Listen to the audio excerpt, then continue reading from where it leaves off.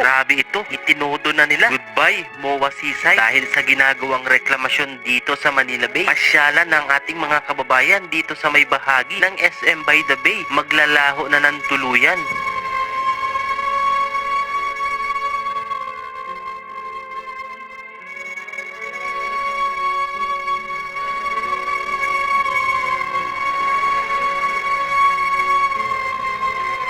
Good day mga kababayan, isang pinagpalang araw po sa ating lahat. Panibagong araw, panibagong update dito sa ginagawang reklamasyon sa Manila Bay. At ngayon nga po ay magbibigay tayo ng muling panibagong update dito sa ginagawang mga reklamasyon po no sa Manila Bay. Especially dito sa Pasay 360 Reclamation Project. At ito nga po makikita nyo sa ating harapan itong pagkalaki-laking barko na to na katatapos lang magtambak ng tone-toneladang buhangin at tapos na to at paalis na no at siguro ay bukas na ulit to magtatambak at dahil paniguradong pupunuin ulit ito ng buhangin no itong barkong ito. Alright mga kababayan, so yan no mga kababayan at makikita niyo na talaga namang tone-tonelada ng buhangin po yung ating makikita ngayon dito sa may bahagi ng Mall of Asia Seaside dito sa may SM by the Bay.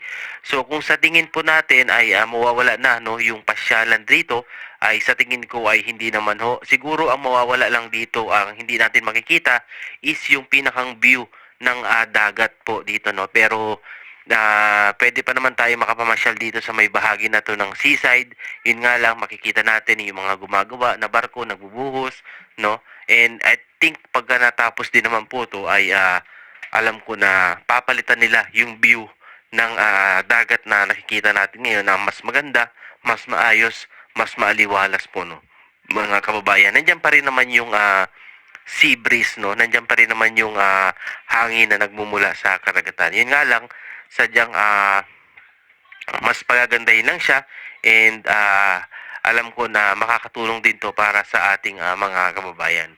So sa nakikita ninyo ay tuloy-tuloy lang yung kanilang ginagawang pagbubuhos dito sa may bahagi ng Mall of Asia no.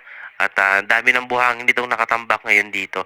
Talagang wala silang sinasayang na oras dahil nga sa 3 buwan na sila ay nasuspendido. So talagang nagdo-double time sila no para mapunan yung mga araw na nawalan ng operasyon dito na dapat sana ay mas marami na no yung kanilang nagawa, yung kanilang naitambak. Siguro itong bahagi na to ng Island Sea ay patag na siguro to no kung walang nangyaring suspension sa lahat ng reklamasyon dito sa Manila Bay.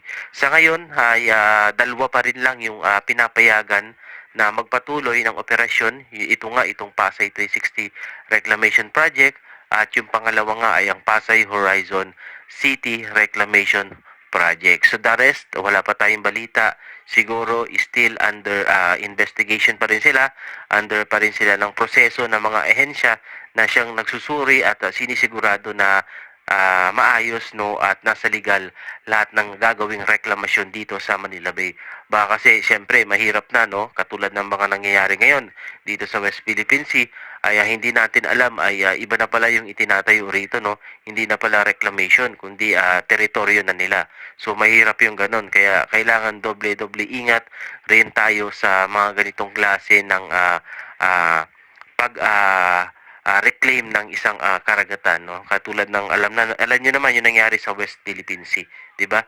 Ayan. Okay? So, yun lang no at hopefully ay sana maintindihan din po ng iba na malaki ang maitutulong din ng ganitong reklamasyon dito sa Metro Manila. Gaya nga ng sinasabi ko, every update natin rito, sobrang laki na ng populasyon ng Metro Manila pero yung lugar hindi nadadagdagan ng espasyo bagkus mas lalo pang sumisikip. Kaya naman talagang kailangan natin na magkaroon ng mga ganitong klase no ng panibagong island no ng isla na siyang makakapag-build ng opportunities ng trabaho para sa ating mga kababayan na ang hangad ay makapaghanap ng oportunidad dito sa Maynila, dito sa Metro Manila. So by the way, nandito pala tayo sa may Sky Garden ng Mall of Asia. So sa mga gustong pumunta rito, open naman po sila. At ayun nga lang sa mga ganitong oras ay sobrang init. No? Recommended na mamasyal kayo rito, I think umaga or pahapon, no? Kasi gartong tanghali, sobrang init.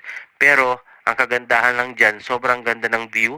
Makikita mo yung ginagawang yan, yung reklamasyon dito, yung paligid, no? Parang nasa third or fourth floor ng isang gusali. Tapos yung overview looking ng dagat, kitang-kita mo katulad ng nakikita nyo ngayon dito.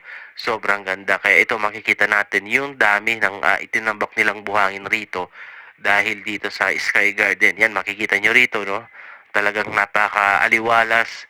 At may fireworks din sila dito every Friday. Pwede kayong pumunta 7 p.m. para naman ipasyal nyo yung mga anak nyo, mga no? Pamilya natin, pwede nyong ipasyal po rito. No? Libre lang dito, walang bayad at napakaganda. Meron din playground para sa mga bata. Ayan. So makikita niyo na ito at ito yung pinakang update lang natin ngayong araw na to dito sa reklamasyon sa Manila Bay, and hopefully ay maging maayos, no?